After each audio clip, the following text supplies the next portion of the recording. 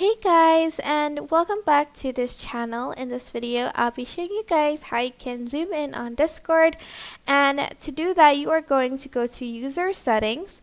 You are then going to go to appearance, which is under app settings.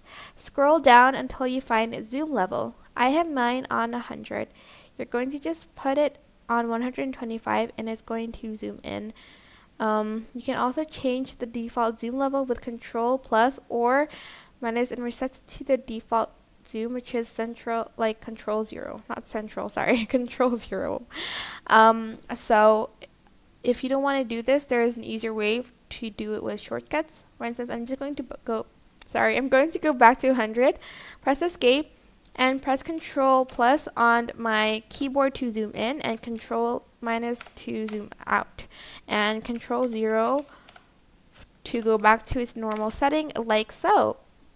That is basically it. Super simple, but I hope this tutorial was helpful for you guys. Don't forget to like, comment, share, and also subscribe to this channel if you haven't done that.